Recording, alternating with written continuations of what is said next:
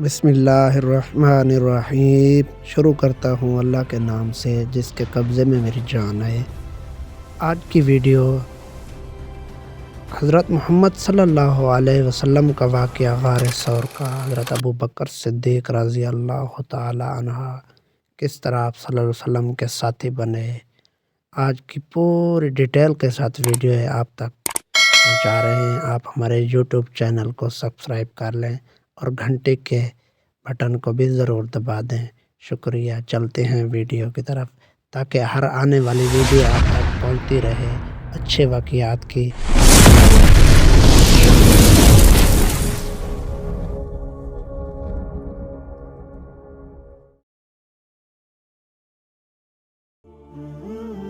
مکہ کے غار ثور تک سفر۔ حضور نبی کریم صلی اللہ علیہ وسلم نے حضرت علی رضی اللہ تعالی عنہ سے فرمایا، میرے بستر پر سو جاؤ اور میری اپنی چادر لو۔ آپ صلی اللہ علیہ وسلم نے حضرت علی رضی اللہ تعالی عنہ کو تسلی دیتے ہوئے فرمایا، تمہارے ساتھ کوئی ناخوشگوار واقعہ پیش نہیں آئے گا۔ مشرکوں کے جس گروہ نے آپ صلی اللہ علیہ وسلم کے گھر کو گھیر رکھا تھا، میں حکیم بن عاص، عقبہ بن ابی معیط، اسر بن حارث، سید بن خلف، زمعہ بن اسود اور ابو جہل بھی شامل تھے۔ ابو جہل اسی وقت دبی آواز میں اپنے ساتھیوں سے رہا، محمد صلی اللہ علیہ وسلم کہتا ہے اگر تم اس کے دین کو قبول کر لو گے تمہیں عرب اور عجم کی بادشاہت مل جائے گی اور مرنے کے بعد تمہیں دوبارہ زندگی عطا کی جائے گی۔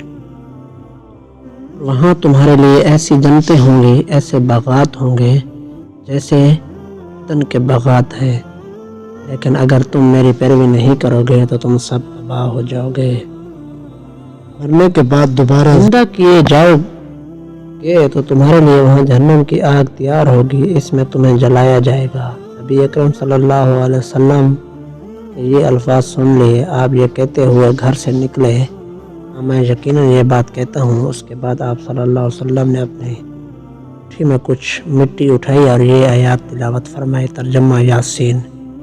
سمع حکمت والے قرآن کی، بے شک آپ پیغمبروں کے گروہ میں سے ہیں، سیدھے راستے پر ہیں۔ یہ قرآن زبردست اللہ مہربان کی طرف سے نازل کیا گیا تاکہ آپ نے تو ایسے لوگوں کو ڈرائیں جن کے باپ دادا نہیں ڈرائے گئے، وہ اسی سے بے خبر ہیں۔ ان میں سے اکثر لوگوں پر بات ثابت ہو چکی ہے، سو یہ لوگ ایمان نہیں لیں گے۔ ہم نے ان کے گردنوں میں ڈال دیے ہیں، وہ اڑیوں تک اڑ گئے ہیں جن سے ان کے سر اوپر اٹھ گئے ہیں، اور ہم نے ایک آڑن کے سامنے کر دی ہے اور ایک آڑن کے پیچھے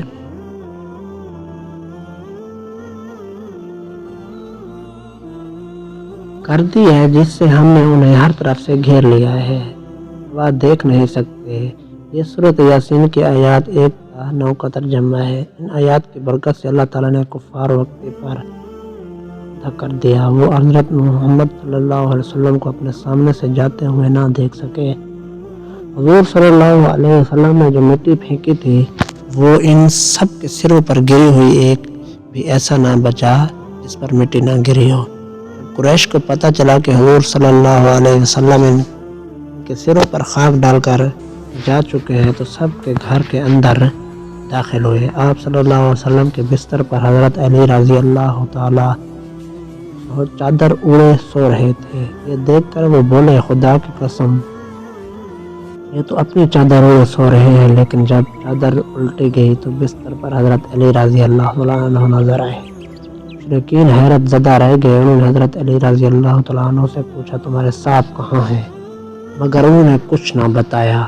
وہ حضرت علی رضی اللہ تعالیٰ عنہ کو مارتے ہوئے باہر لے آئے اور مسجد حرام تک لائے۔ کچھ دیر تک انہوں نے روکے رکھا، پھر چھوڑ دیا۔ حضور صلی اللہ علیہ وسلم کو ہجرت کے سفر پر روانہ ہونا تھا۔ انہوں نے حضرت جبرائیل علیہ السلام سے پوچھا، میرے ساتھ دوسرا ہجرت کرنے والا کون ہے؟ جواب میں حضرت جبرائیل علیہ السلام نے کہا، ابو بکر صدیق ہوں گے۔ حضور صلی اللہ علیہ وسلم اس وقت چادر اوڑے ہوئے تھے۔ اسی حالت میں حضرت ابو بکر صدیق رضی اللہ تعالیٰ عنہ کے گھر پہنچے دروازے پر دستک دی تو حضرت سما رضی اللہ تعالی عنہ انہوں نے دروازہ کھولا اور حضور صلی اللہ علیہ وسلم کو دیکھ کر اپنے والد حضرت ابو بکر صدیق رضی اللہ تعالی عنہ کو بتایا رسول صلی اللہ علیہ وسلم آئے ہوئے ہیں اور چادر اوڑے ہوئے ہیں۔ سنتے ہی ابو بکر صدیق رضی اللہ تعالی عنہ بول اٹھے، اللہ کی قسم اس وقت آپ صلی اللہ علیہ وسلم یقیناً کسی خاص کام سے تشریف لائے ہیں۔ انہوں نے آپ صلی اللہ علیہ وسلم کو اپنی چارپائی پر بٹھایا۔ آپ صلی اللہ علیہ وسلم نے ارشاد فرمایا، دوسرے لوگوں کو یہاں سے اٹھا دو۔ حضرت ابو بکر صدیق رضی اللہ تعالیٰ عنہ نے حیران ہو کر عرض کیا، اے اللہ کے رسول، یہ تو سب میرے گھر والے ہیں۔ اس پر آپ صلی اللہ علیہ وسلم نے فرمایا، مجھے ہجرت کی اجازت مل گئی ہے۔ ابو بکر صدیق رضی اللہ تعالیٰ عنہ فوراً بولے اٹھے، میری ماں باپ آپ پر قربان، کیا آپ کے ساتھ جاؤں گا؟ جواب میں حضور صلی اللہ علیہ وسلم نے ارشاد فرمایا، ہاں تم میرے ساتھ جاؤ گے۔ سنتے ہی ہمارے خوشی کے حضرت ابو بکر صدیق رضی اللہ تعالیٰ عنہ رونے لگے۔ حضرت عائشہ صدیقہ رضی اللہ تعالیٰ عنہ فرماتی ہیں، میں نے اپنے والد کو روتے دیکھا تو حیران ہوئی، اس لیے کہ میں اس وقت تک نہیں جانتی تھی کہ انسان کی خوشی کی وجہ سے بھی رو سکتا ہے۔ پھر حضرت ابو بکر صدیق رضی اللہ تعالیٰ عنہ نے عرض کیا، اے اللہ کے رسول، آپ پر میری ماں باپ قربان، آپ نے دونوں اونٹنیوں میں سے ایک لے لیں، میں نے انہیں اسی سفر کے لیے تیار کیا ہے۔ اس پر حضور صلی اللہ علیہ وسلم نے فرمایا، میں یہ قیمت دے کر لے سکتا ہوں۔ سن کر حضرت ابو بکر صدیق رضی اللہ عنہ رونے لگے اور عرض کیا، اے اللہ کے رسول، پر میرے ماں باپ قربان، میں اور میرا سب مال تو آپ ہی کا ہے۔ حضور صلی اللہ علیہ وسلم نے ایک اونٹنی لے لی۔ بعض روایت میں آتا ہے کہ حضور صلی اللہ علیہ وسلم نے اونٹنی کی قیمت دی تھی۔ اس اونٹنی کا نام سوئی تھا۔ آپ صلی اللہ علیہ وسلم کی وفات تک آپ کے پاس ہی رہی۔ حضرت ابو بکر صدیق رضی اللہ تعالیٰ عنہ کے خلافت میں اس کی موت واقع ہوئی۔ سیدنا عائشہ رضی اللہ تعالیٰ عنہ فرماتی ہیں کہ ہم نے ان دونوں اونٹنیوں کو جلدی سفر کے لیے تیار کیا، کمرے کی ایک تھیلی میں کھانے پینے کا سامان رکھ دیا۔ حضرت اسامہ رضی اللہ تعالیٰ عنہ نے اپنی چادر پھاڑ کر اس کی ایک حصے سے ناشتے کی تھیلی باندھ دی، دوسرے حصے سے انہوں نے پانی کا برتن بند کر دیا۔ اس میں حضرت رسول اللہ نے ارشاد فرمایا، اللہ تعالیٰ تمہارے اونی کے بدلے جنت میں 2 اونیاں دے گا۔ اونی کو پھاڑ کر 2 کرنے کے عمل کی بنیاد پر حضرت اسامہ رضی اللہ تعالیٰ عنہ ذات النطاقین کا لقب ملنا، یعنی 2 اڑنے والی چادر ہے کہ نطاق اس 2 کو کہا جاتا ہے، جسے عرب کی عورتیں کام کے دوران کمر گرد باندھ لیتی تھی۔ پھر رات کے وقت حضور صلی اللہ علیہ وسلم حضرت ابو بکر صدیق رضی اللہ تعالیٰ عنہ کے ساتھ روانہ ہوئے اور پہاڑ اور پاس پہنچے۔ سفر کے دوران کبھی حضرت ابو بکر صدیق رضی اللہ تعالیٰ عنہ حضور صلی اللہ علیہ وسلم کے آگے چلنے لگتے تو کبھی پیچھے۔ حضرت صلی اللہ علیہ وسلم نے دریافت فرمایا، ابو بکر ایسا کیوں کر رہے ہو؟ جواب میں انہوں نے عرض کیا، اللہ کے رسول، میں اس خیال سے پریشان ہوں کہ کہیں راستے میں کوئی آپ کے گھات میں نہ بیٹھا ہو۔ اس پہاڑ کے غار تھا، دونوں غار کے دھانے تک پہنچے تو حضرت ابو بکر صدیق رضی اللہ تعالیٰ عنہ نے عرض کیا، قسم ہے اس ذات کی جس نے آپ کو حق دے کر بھیجا ہے، آپ ذرا یہ پہلے غار میں داخل ہوں گا، اگر غار میں کوئی موذی کیڑا ہو تو یہ وہ آپ کو نقصان نہ پہنچا دے۔ حضرت ابو بکر صدیق رضی اللہ تعالیٰ عنہ غار میں داخل ہوئے۔ انہوں نے غار کو ہاتھ سے ٹٹول کر دیکھنا شروع کیا، جہاں کوئی سوراخ ملتا اپنے چادر سے پار کر اس کو بند کر دیتے۔ اسی طرح انہوں نے تمام سوراخ بند کر دیے مگر ایک سوراخ رہ گیا، اسی میں سانپ تھا۔ حضرت ابو بکر صدیق رضی اللہ تعالیٰ عنہ نے سوراخ پر اپنی ایڑی رکھ دی۔ اس کے بعد حضرت صلی اللہ علیہ وسلم غار میں داخل ہوئے۔ ادھر سانپ نے اپنے سوراخ پر ایڑی دیکھی تو اس پر پھونک مارا۔ تکلیف کی شدت سے حضرت ابو بکر صدیق رضی اللہ تعالیٰ عنہ کی آنکھوں سے آنسو نکل پڑے، لیکن انہوں نے اپنے منہ سے آواز نہ نکلنے دی، اسی لیے کہ اس وقت حضرت محمد صلی اللہ علیہ وسلم ان کے زانوں پر سر رکھ کر سو رہے تھے۔ حضرت ابو بکر صدیق رضی اللہ تعالیٰ عنہ نے سانپ کے ڈسنے کے باوجود اپنے جسم کو ذرا سی بھی حرکت نہ دی، نہ آواز نکالی کہ کہیں حضور صلی اللہ علیہ وسلم کی آنکھ نہ کھل جائے۔